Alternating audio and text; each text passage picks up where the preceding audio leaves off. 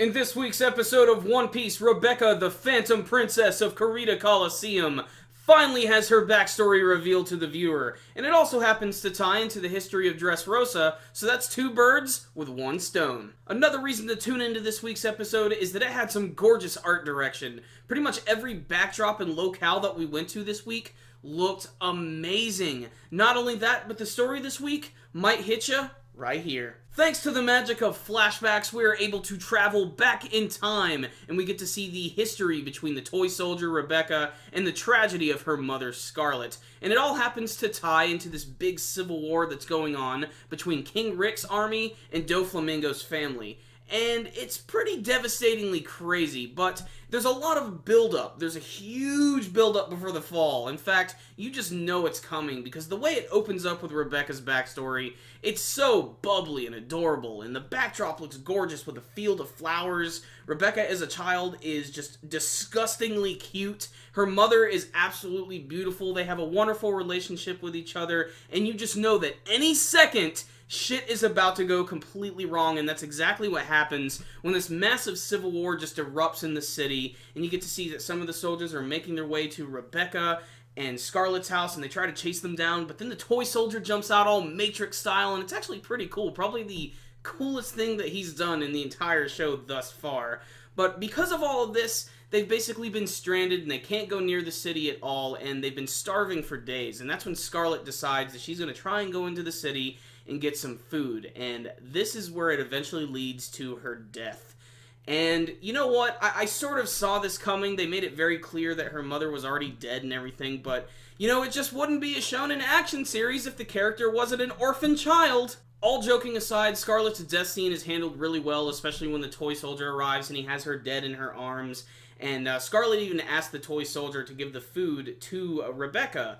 And the scene here obviously is very sad because, one, she's starving, she needs to eat, but in a way she probably feels incredibly guilty over the fact that because she was hungry, her mother was forced to do this, and it sort of led to her death. One of my favorite parts of the episode is when Rebecca and Toy Soldier are traveling all over the different parts of Dressrosa. Every single area here looks gorgeous. The flower fields, the stream with the beautiful forest behind it, that incredible sunset, and those wonderfully snowy mountains. Everything just looked incredible this week, and they actually do find a little bit of a refuge later on amongst all of these children and toys. And that's until these weird two assholes come up and they actually try to kidnap her. And that's when all of a sudden the freaking toy soldier comes in and starts to attack. And it's not the same voice actor, I looked it up, but the voice actor of the toy soldier sounds so much like Guy from Naruto that it's kind of distracting, but it's definitely not Guy. It's a completely different voice actor. But I just thought that was really funny when he came in and he did that kick and kicked that guy in the boat. I just couldn't help but think he's gonna say dynamic entry, isn't he? It would be perfect. At the end of the episode, you can see that Rebecca's getting a little bit of training from the toy soldier, a little bit of fencing lessons, and this, of course, is why she's become such a badass gladiator. Although, as she's walking out into Kurita Coliseum at the end, she has to deal with a lot of stigma, because everybody in the kingdom loves Doflamingo and his family, but they hate Rick and his family, thus they cannot stand Rebecca. So, she's definitely got a lot of haterade going around in the entire Coliseum. So, what's the rundown on this week's episode of One Piece? I really loved it. So much happened this week. I didn't even talk about any of the major details. There were a lot of other little cool cameos this week.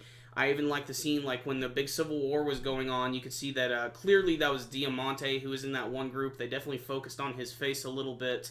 The whole story with Scarlet is handled really well, and they didn't make it drag out too long. This is one of those episodes, a lot of the times in the series, they could just drag this shit out forever, but they managed to, contain all of the stuff with Scarlet within the first half of the episode, and it definitely left an impact.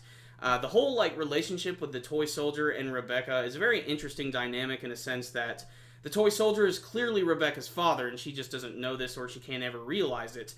And, you can just see his dedication. And it's funny because it's a character that can exude basically little emotion due to the, actual design of the character. But because of the voice acting and everything, it just manages to be pretty awesome. I don't see the toy soldier as being, anything of a big, physical threat in the series, but he's definitely going to be a really important character for this arc. And it was definitely showcased in this week's episode. The animation and the artwork was fantastic this week. Probably the best part about it, whether it be the actual backdrops or even just some of the stuff at the end. I love the scenes where all of the kids were hanging out with Rebecca, and then little by little, the toy soldier was trying to protect her, and he would deck these two kids in the face, one who had a love letter. It was just really, really funny. This was just a nice episode of One Piece that had some really good pacing, went through a backstory nice and quick, and it definitely painted Rebecca as a very important character who I still believe is one of the best candidates for Straw Hat Pirate. The only other one at this moment I think who would be another really strong candidate would probably be Bartolomeo, but that's just because that guy's just absolutely ridiculous and he has just a weird hard-on for the Straw Hat Pirates. Otherwise, I really liked this episode a lot. You know, they could have maybe trimmed up some of the stuff in the first part of the episode and maybe a little bit at the end. But otherwise, this was a great backstory for Rebecca, which I think was handled really well. A damn near perfect episode that I think you guys should definitely check out if you're following the series. Rebecca's slowly becoming one of my favorite characters of the show, and I'd like to see what she's truly capable of in battle. They really haven't shown her going all out, and hopefully since she's getting ready to finally go out in Kurita Coliseum, she's going to start swinging her sword around like a freaking ace. So let's hope we get to see some cool action soon, guys. So there it is. So how did you guys like Rebecca's backstory this week? And do you think she is a strong candidate for the next Straw Hat Pirate? Please tell me your thoughts with your comments below. Remember, before you guys leave, hit the like button so you can give this video a thumbs up. Make sure to watch all our videos and subscribe to the channel. It's the best way to help us out. You can also check us out on Facebook and on Twitter. And make sure at the end of the video to check out the links for the 2 movie reviews that me and Christian have been working on. The very first Naruto Shippuden movie review and the very first Bleach movie review. We worked really, really hard on those. So watch them. Freaking do it. Like it. Make it happen, guys. So there it is. That concludes my review today. Super Kami Guru 9000. Out.